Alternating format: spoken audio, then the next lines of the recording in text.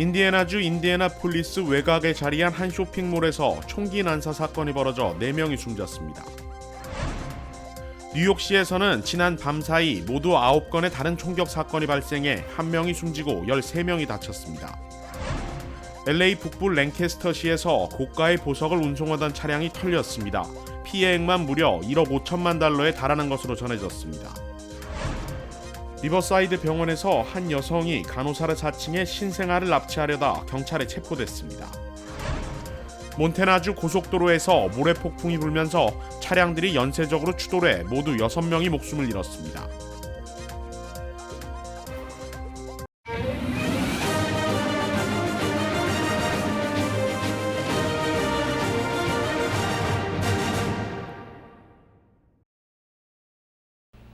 여러분 안녕하십니까? KBS 아메리카 뉴스입니다. 지난 주말 또다시 총기 난사 사건이 벌어졌습니다. 이번에는 쇼핑몰에서 범행이 벌어졌는데 여성 4명이 숨졌습니다. 보도에 이우수 기자입니다. 어제 저녁 인디애나주 인디애나폴리스 외곽에 자리한 한 쇼핑몰에서 또다시 총격 난사 사건이 벌어졌습니다. 중무장한 용의자가 무차별 총격을 가했는데 4명의 여성이 숨지고 12살 소녀가 부상을 입었습니다. 용의자는 경찰이 도착하기 전 합법적으로 무장한 일반인에 의해 사살됐습니다. Jonathan Sapirman, age 20, of Greenwood, is our shooting suspect. He was pronounced deceased at the scene. He is 20 years old. He has a juvenile record and no criminal history as an adult. 경찰은 현재 용의자의 범행 사유를 조사하고 있습니다. 용의자의 부모는 아들에게서 범행 동기가 될 만한 특별한 징후가 발견되지 않았다고 진술했습니다. 용의자는 지역 내 총기 판매상에서 합법적으로 총기를 구매해 소지하고 있었던 것으로 조사됐습니다. 경찰은 용의자가 쇼핑몰 감시 카메라에서 사라졌던 1시간 10분의 행적을 조사하고 있습니다. That he was in that restroom for an hour and 2 minutes. We believe, and we don't want to speculate, but we believe he was getting ready. He had a waistband holster on with several magazines. He had a backpack that had the second assault or second rifle broken down in it so that it would fit in there. Several rounds of ammunition. 용의자를 사건 발생 2분 만에 사살한 남성은 경찰이나 군대 경험은 없었던 것으로 전해졌습니다. 그린우드 경찰국은 해당 남성의 대응에 감사를 표했습니다. 텍사스 참사 때와 달리 사태 초기 대응에 성공해 더 많은 사상자가 나오지 않은 데 따른 것입니다. KBS 뉴스 이우수입니다. 뉴욕시에서도 주말 동안 여러 총격 사건이 발생해 1명이 숨지고 13명이 부상당했습니다. 제2사 뉴욕 KBTV 김은지 기자입니다. 첫 번째 총격은 일요일 저녁 6시 30분경 브루클린에서 시작됐습니다. 한 아파트의 1층 마당에 앉아있던 74세 여성이 배에 총을 맞아 병원으로 이송됐으며 다행히 생명에는 지장이 없는 것으로 전해졌습니다. 약 2시간 뒤 같은 브루클린의 브라운스빌 지역에서는 16세 소년과 3명의 남성이 모페드를 탄 남성과 말다툼을 벌이다 모두 총격을 맞았습니다. 이로부터 불과 약 30분 후 브롱스에서 2건의 총격 사건이 연속해서 발생했고 경찰은 이 두 사건이 서로 연관이 있다고 보고 있습니다. 자전거를 탄 2명의 남성이 사우든 블러버드에 있는 편의점 밖에서 총을 쏘기 시작했고 총탄이 가게 안으로 날아들면서 가게 안에 있던 13세 소녀와 아이의 어머니가 총격을 맞았습니다. 경찰에 따르면 이 용의자들은 범행 직후 달아나는 과정에서 개를 산책시키던 한 여성을 상대로 또 총격을 가한 것으로 밝혀졌습니다. 약 2시간이 흐른 오후 11시 다시 브루클린. 노스트랜드 놀이터에 있던 18세 청년이 왼쪽 다리에 총을 맞았고 자정 직전에는 경찰이 총격 신고 전화를 받고 달려간 할렘 지역에서는 머리에 총상을 입은 34세 남성이 발견됐고 병원으로 이송됐지만 사망 판정을 받았습니다. 자정을 조금 넘긴 시각 맨해튼의 6에비뉴 웨스트 22번가 근처 나이트클럽 밖에서 말다툼 직후 총격 사건이 발생했고 총격범은 흰색 BMW SUV를 타고 도주했습니다. 용의자를 쫓는 과정에서 경찰관 3명이 타고 있던 경찰 차량도 총격을 맞았습니다. 그중 한 발이 경찰 차량 트렁크를 강타해 뒷좌석에 박혔지만 다행히 경찰관은 다치지 않았습니다. 경찰은 도주 차량을 발견했고 용의자를 구금한 상태입니다. 약 1시간 후 총기 폭력은 퀸즈로도 번졌습니다.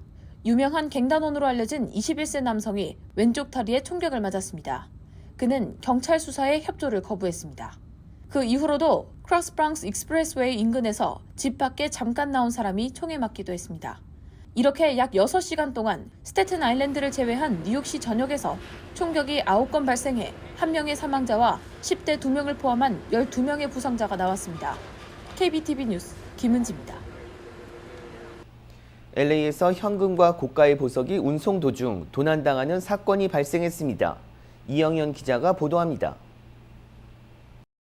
현지 시간 11일 오전 로스앤젤레스 북부에서 전문 수송업체의 장갑 차량에 실려있던 보석과 장신구가 도난당한 사실이 현지 언론에 뒤늦게 알려졌습니다.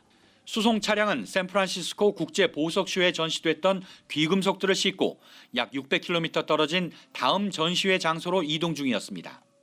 도난품은 다이아몬드로 장식한 금목걸이와 100캐럿이 넘는 사파이어 목걸이 등 모두 최상위급 보석들로 알려졌습니다.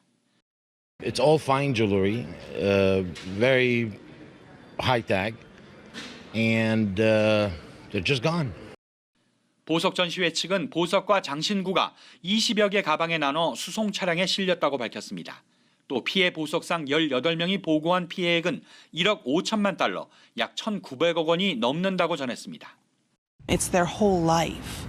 Some of these people are completely done at this point. 하지만 도난당한 귀금속이 몇 점이었고 가치가 어느 정도 되는지는 정확히 확인되지 않아 논란이 일고 있다고 현지 언론들이 전하고 있습니다. 익명을 요구한 한 보석상은 뉴욕타임스에 도난당한 물건의 총 가치는 최소 2천만 달러, 우리 돈 260억 원에서 최고 5천만 달러, 약 650억 원가량 된다고 추정했습니다. 보안회사 측은 고객들이 제공한 정보에는 귀금속의 총 가치가 1,000만 달러, 약 130억 원이라며 이에 따른 고객들의 손실을 보상할 예정이라고 밝혔습니다. 언론들은 수송을 담당했던 보안업체가 도난 사건이 벌어질 당시 상황과 정확한 장소, 부상자 여부 등 사건 경위는 밝히지 않아 피해자들이 반발하고 있다고 전했습니다. They're returning sometimes. They're returning your calls, but there's no information. 미 연방수사국 FBI는 현지 수사 당국과 협조해 사건을 조사하고 있습니다. 로스앤젤레스에서 KBS 뉴스 이영현입니다.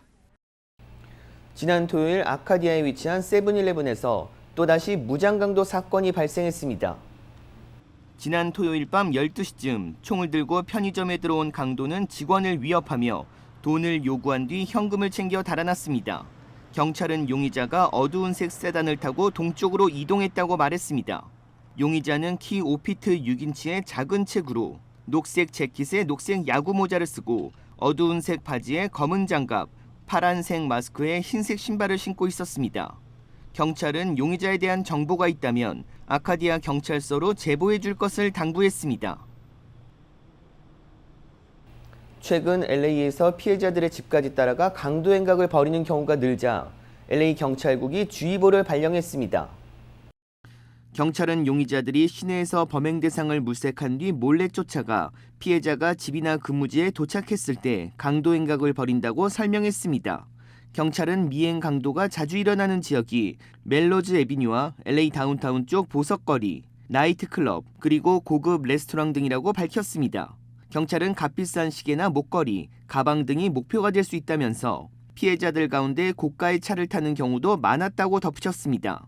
경찰은 공공장소에서는 고가의 소지품이 보이지 않도록 예방에 힘쓰고 강도를 당했을 경우 저항하지 말고 요구하는 대로 순순히 따를 것을 당부했습니다. 간호사인 척하고 병원에 들어가 신생아를 납치하려던 여성이 경찰에 체포됐습니다. LA에서는 유명 프로듀서가 다수의 여성들을 상대로 성폭행을 저지른 혐의로 체포됐습니다. 윤범수 기자가 보도합니다. 사진 속의 여성. 이 여성은 지난주 목요일 오전 리버사이드 대학병원에 들어갔습니다. 산모 병실까지 진입한 이 여성은 자신이 새로 채용된 신입 간호사라며 갓 태어난 신생아를 데리고 나가려다 병원 직원과 마주치자 그대로 달아났습니다. 이후 경찰은 병원 CCTV를 통해 신원을 확인한 뒤 모레노밸리의 한 주택가에서 여성을 체포했습니다. 경찰은 집안에서 여성이 신생아 납치를 시도했다는 여러 증거를 확보했다고 덧붙였습니다. 올해 23살의 제시니아 마이로는 현재 신생아 납치 미수 혐의로 $100만 보석금이 책정된 채 구치소에 수감됐습니다. 병원 측은 사건 이후 보안 인력을 늘리는 등 자체 경비를 강화했습니다. 유명 시트콤 드라마에서 프로듀서이자 작가로 활동해온 에릭 와인버그. 특히 그가 참여했던 시트콤 스크럽스는 미국 TV 방송 최고 권위의 에미상을 2번이나 수상했습니다. 그러나 와인버그는 자신의 명성과 지위를 범죄에 사용했습니다. 경찰에 따르면 와인버그는 커피숍 등을 돌아다니며 배우를 꿈꾸는 여성들에게 접근해 프로필 촬영을 빌미로 자신의 집으로 유인한 뒤 성폭행했습니다. 와인버그는 2012년부터 2019년까지 7년 동안 성폭행 범죄를 저지른 혐의로 지난 목요일 로스펠리스 인근 자택에서 체포됐으며 322만 5천 달러의 보석금이 책정된 채 구치소에 수감 중입니다. 경찰은 와인버그가 멀게는 1990년대부터 이 같은 범행을 저질렀을 것으로 보고 추가 피해자 제보를 받고 있습니다. KBS 뉴스 윤범수입니다. 라스베이거스 공항에서 소형 비행기 2대가 공중에서 충돌해 탑승객 4명 모두 사망하는 사고가 발생했습니다. 연방항공청은 어제나 네바다주 노스 라스베거스 공항에서 착륙 중이던 경비행기 2대가 충돌했다고 밝혔습니다. 충돌한 경비행기 한 대는 들판에 추락했고 다른 한 대는 연못에 떨어졌습니다. 각 비행기에는 2명씩 타고 있었는데 사고로 4명이 숨졌습니다. 사고 직후 연방항공청과 교통안전위원회가 사건 경위 조사에 나섰습니다. 몬태나주 고속도로에서 모래 폭풍이 불어 차량들이 연쇄적으로 충돌해 모두 6명이 목숨을 잃었습니다. 박시문 기자가 보도합니다. 몬태나 지역의 고속도로입니다. 도로 갓길에 사고난 차량들이 뒤엉켜 있습니다. 하지만 모래먼지가 앞을 가려 사고 차량들을 구별하기 쉽지 않습니다. 지난 주말 몬태나 비콘 카운티 90번 도로에서 모래 폭풍이 발생하면서 차량 21대가 연쇄적으로 추돌하는 사고가 발생했습니다. 이번 사고로 어린이 2명을 포함해 모두 6명이 목숨을 잃었습니다.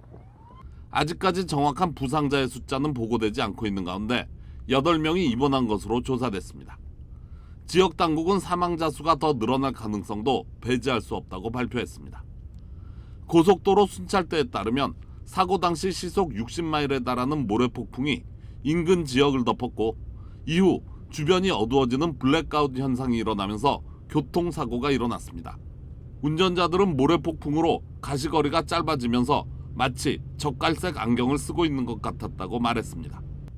특히 대형 트럭 6대를 포함해 많은 차량들이 잇따라 부딪히면서 적지 않은 운전자들이 통제력을 잃었던 것으로 나타났습니다. 사고 당시 수십 대의 구급차와 소방차 등이 출동했으나 모래폭풍이 시야를 가려 수습은 더뎠습니다.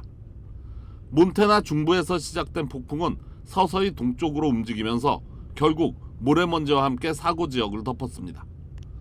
해당 고속도로는 사고 직후 폐쇄됐다가 6시간 만에 운행이 재개됐습니다.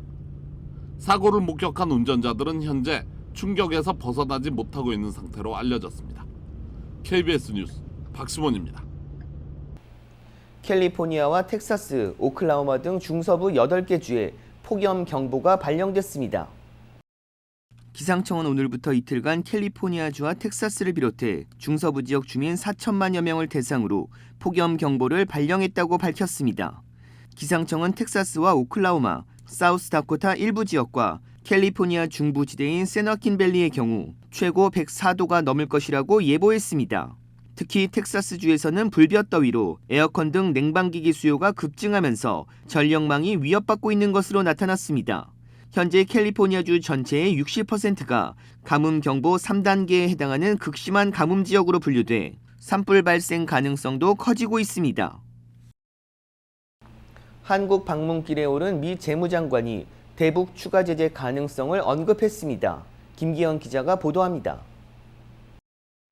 제닛 옐런 미 재무장관이 북한의 핵개발 의지를 꺾기 위해 추가 제재를 단행할 수 있다고 밝혔습니다.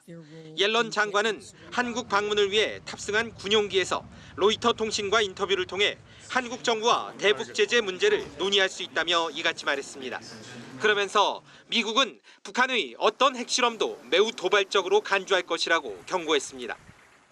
미국 재무부는 그동안 제재 프로그램을 통해 대북 자금줄 차단에 주력해왔습니다. 하지만 미 재무장관이 직접 특정 제재를 발표하기 전에 관련 언급을 하는 건 이례적이라는 관측입니다. 옐런 장관은 다만 대북 추가 제재의 구체적 내용이나 부과 시기에 대해선 말을 아꼈습니다. 옐런 장관은 방한 기간 윤석열 대통령을 접견하고 추경호 경제부총리 겸 기획재정부 장관, 이창용 한국은행 총재 등과 잇따라 만날 예정입니다. 한미 간에는 대북 현안에 더해 동맹 간 결속을 통해 글로벌 공급망 병목 현상 해결을 도모하는 이른바 프렌드 쇼어링 구축 방안 등이 논의될 예정입니다. 반면 치솟는 원달러 환율 대책과 관련해선 국내 시장 기대와 달리 미국 측에선 재무부가 아닌 연준 소관이라며 선을 긋는 모양새입니다. 미국 정부가 공급망과 인플레이션 등 시급한 현안에 관한 협력을 적극 요청하는 상황에서 한국 정부가 어떤 대응책을 내놓을지 주목됩니다. 워싱턴에서 KBS 뉴스 김기현입니다. 3대 신용평가 기관이 지난 1일부터 의료비 연체 기록을 신용보고서에서 삭제하기로 했습니다. 3대 신용평가 기관은 의료비 체납 기록 가운데 $500까지의 부채 기록을 모두 없애기로 했습니다. 소비자금융보호국은 이번 지침으로 4,300만 명이 지고 있는 의료비 부채 $880억 가운데 70%가 삭제될 것으로 전망했습니다. 체납 기록이 있으면 아파트 입주나 주택 구매 시 높은 이자율을 부담하는 등 매우 불리하게 작용했는데 부채 기록이 삭제되면 신용거래에서 피해를 줄일 수 있게 됩니다. 이와 함께 지금까지는 연체된 의료비를 납부해도 7년 동안 기록이 남았는데 앞으로는 연체 비용이 $500 미만일 경우 아예 크레딧 보고서에 반영하지 않기로 했습니다. 텍사스를 비롯한 10개 주에서 낙태 금지법이 시행되면서 유산으로 인한 치료를 받지 못해 죽은 태아가 2주간 몸속에 있는 일까지 벌어졌습니다. 유산이 될 경우 임신 중절과 동일하게 수술을 하는데 낙태 금지법에 따른 처벌을 두려워한 병원에서 의료 서비스 제공을 거부하고 있습니다. 텍사스주에서는 최근 한 여성이 임신 9주를 넘긴 시기에 초음파 검사에서 태아의 심장 박동이 없다는 진단을 받았습니다. 여성은 죽은 태아를 몸에서 제거하기 위해 임신 중절 수술이 필요했는데 병원들이 이를 거부해 2주 동안 수술이 가능한 병원을 찾아야 했습니다. 결국 2주 동안 몸속에 죽은 태아가 있었다는 것입니다. 텍사스주는 임신 6주 이후에 모든 낙태를 사실상 금지하고 있는데 명확한 지침이 없다 보니 병원들이 유산에 따른 의료 서비스 제공을 주저하고 있는 상황입니다. UC 어바인이 오늘부터 캠퍼스 내 학생들과 교직원 모두에게 실내 마스크 착용 의무화를 시행했습니다. UC 어바인은 마스크 착용 의무화 규정은 백신 접종 여부와 관계없이 캠퍼스 내 모든 사람에게 적용된다고 밝혔습니다. 이번 결정은 오렌지 카운티의 코로나19 위험 등급이 높음으로 격상됐기 때문이라고 설명했습니다. UC 리버사이드는 올 초 여름 캠퍼스 내 마스크 착용 의무화 규정을 재시행했고 UCLA는 지난달 말부터 실내 마스크 착용 의무화 규정을 일시적으로 재도입한 바 있습니다. 이와 함께 샌디에이고 통합교육구도 오늘부터 실내 마스크 착용을 의무화했습니다. 하지만 캘리포니아 주정부와 각 로컬 정부는 아직까지 마스크 착용을 강제하지 않고 있습니다. 오늘 한국의 코로나19 신규 확진자 수가 지난주보다 2배 가까이 늘면서 7만 명 안팎으로 증가했습니다. 조혜진 기자가 보도합니다. 서울 시내 한 선별진료소. 순서를 기다리는 사람과 검사를 받는 사람은 물론 검사 가능 여부를 문의하는 사람까지 찾아옵니다. 신속항원 결과에서 이거 양성 나오신 거면 안 받으셔도 되세요. 선별진료소 PCR 우선검사 대상은 60세 이상 어르신과 해외 입국자 등인데 최근 그 수가 부쩍 늘었습니다. 오후 2시 기준 검사자 수는 560여 명, 3주 전 200여 명 수준에서 2배 넘게 뛰었습니다. 통상 월요일에는 주말 검사자 수 감소의 영향으로 확진자 수가 적지만 어제 0시 기준 신규 확진자는 26,299명으로 집계됐습니다. 약 20만 명 또는 그 이상 확진자가 발생하고 위중증 및 사망자는 각각 최대 1,000명에서 1,450명, 90에서 140명이 발생할 것으로 전망됩니다. 방역당국의 예측대로 위중증 환자 수도 따라 늘기 시작했습니다. 어제 0시 기준 위중증 환자는 81명, 지난달 17일 이후 31일 만에 가장 많았습니다. 한 자릿수로 내려갔던 사망자 수 역시 최근 다시 2자릿수로 늘었습니다. 어제부터 백신 4차 접종 대상은 50대와 18살 이상 기저질환자 등으로 확대됐습니다. 50대인 각 부처 장차관과 대통령실 참모진은 잇따라 4차 접종을 하며 국민들의 동참을 호소했습니다. 지금 뭐가 좀 있을까요? 3차 화이자로 말씀하셨죠. 화이자로 하시는 게 나을 것 같아요. 예방접종 예약 시스템이나 전화로 사전 예약을 하면 다음 달 1일부터 접종이 진행됩니다. 자녀 백신을 활용하면 예약 당일 접종도 가능합니다. KBS 뉴스 조혜진입니다. 광복 77주년을 기념하는 특별한 행사가 한인교계연합 주최로 실시됩니다.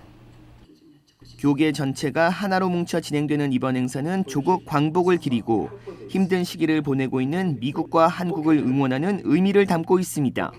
노숙자, 총기, 낙태, 여러 가지 전쟁이고 어려운 문제들이 있고 한국도 어떤 그 이념에 대해서 북한, 중국, 일본 여러 가지 어려운 문제가 있는 중에 우리가 조국을 위해서 같이 기도하고 미국을 위해서 기도하고 그런 시간을 갖기를 원합니다. 교계연합은 이번 행사를 통해 모금된 헌금과 한인단체 기부금은 팬데믹 기간 힘든 시기를 겪었던 한인교회를 후원하는 데 활용할 계획이라고 밝혔습니다. 남가주 교계연합이 주최하는 광복 77주년 기념식은 다음 달 15일 오후 5시 주님의 영광교회에서 열립니다.